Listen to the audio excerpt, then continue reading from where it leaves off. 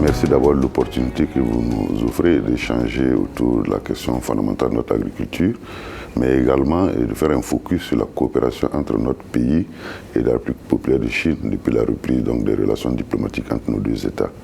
Et je voudrais déjà dire qu'au niveau du ministère de l'Agriculture, nous considérons que nous avons été un des enfants choyés de cette reprise des relations diplomatiques, parce que déjà 2 mois après la reprise, nous avons pu, avec la partie chinoise, procéder à la signature d'un mémorandum d'entente qui donc identifiait les pistes de la coopération future entre ce pays grand ami et le nôtre. Il s'agit donc de dégager les pistes de collaboration qui soient bien sûr en adéquation avec les besoins de notre agriculture. De façon spécifique, il faut dire que les orientations qui sont données dans le cadre de cette coopération sont en gros 5 ordres.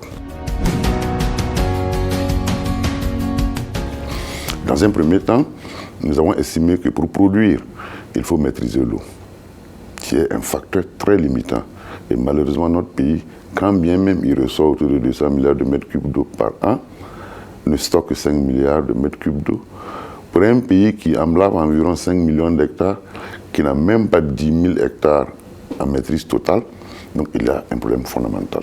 Alors nous avons donc partagé l'expérience avec les partenaires chinois qui ont développé des technologies permettant de mobiliser, de stocker de l'eau et d'apporter l'irrigation là où ils le veulent et quand ils le veulent.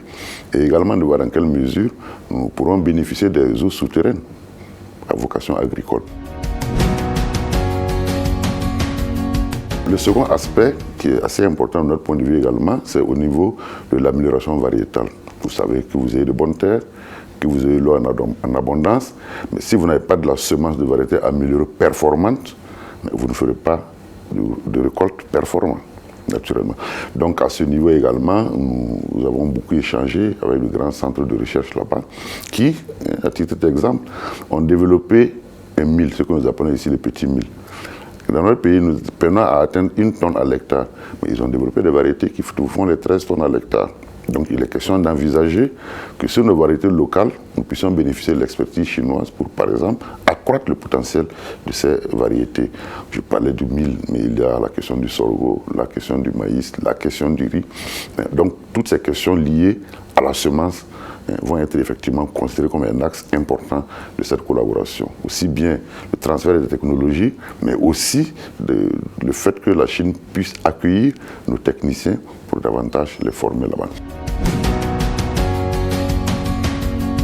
Après l'amélioration variétale, il y a la question de la mécanisation de notre agriculture. Si nous voulons moderniser notre agriculture, il est évident qu'il faut la mécaniser davantage.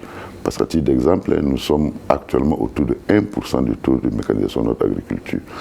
Bon, je n'ai rien contre la daba et la pioche, mais aujourd'hui, lorsqu'on conjugue les effets néfastes des changements climatiques qui raccourcissent pratiquement les cycles de pluie, l'adversité du travail de la terre, il est évident qu'il faut envisager effectivement moderniser cette agriculture en allant vers la mécanisation.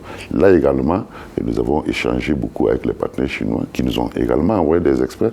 Et nous sommes donc en train de voir comment, par le canal justement de ce grand ami-là, nous pourrons davantage moderniser notre agriculture en y introduisant la mécanisation intermédiaire, la grande mécanisation, dans tous les domaines, la préparation du sol jusqu'aux opérations de post-récolte. Et également, la transformation de nos produits agricoles. Vous savez, la compétitivité exige que nos produits agricoles soient de qualité. Aujourd'hui, nous exportons à près de 500 000 tonnes de riz par an pour les besoins de consommation. Nous produisons à peine 300 000 tonnes. Alors, si nous créons les conditions pour que la production nationale puisse combler le gap des besoins qui sont importés, il est évident que si la qualité de ces produits-là ne répond pas aux besoins des consommateurs, ce sera peine perdue. Donc nous avons estimé également que pour d'avoir donné une plus-value à nos produits agricoles, mais également garantir leur compétitivité par rapport aux produits qui viendront d'ailleurs, que nous puissions assurer une transformation conséquente de ces produits agricoles. Enfin, nous avons coutume de dire que de toute façon, l'homme est au centre de tout, donc le renforcement du capital humain. en termes de formation, aussi bien des cadres du ministère de l'Agriculture, des producteurs et des jeunes ruraux. Là également, nous sommes en train d'établir cette passerelle-là pour permettre effectivement aux jeunes Burkinabés, femmes et hommes, de pouvoir bénéficier de la formation en Chine ou de pouvoir bénéficier de la présence d'experts chinois sur notre sol ici pour donc améliorer et renforcer les capacités de ce capital humain. Vous parlez au secrétaire général du ministère de l'Agriculture, vous ne parlez pas au ministre des Affaires étrangères. Et je dirais que, naturellement, c'est un partage. C'est un partage. Je vous ai tantôt parlé des variétés locales qui pourraient naturellement être améliorées par la recherche à leur niveau. Nous aurons donc peut-être des échanges de variétés de semences. Il y a ça. Et c'est vrai que nous allons certainement recevoir des entreprises chinoises ici qui vont venir naturellement pour les travaux d'aménagement. Donc ça fait un intérêt pour ce pays, c'est une évidence, mais également ça permettra peut-être de tirer nos entreprises qui sont dans le secteur vers le haut, parce qu'ils pourront constituer des consortiums et autres.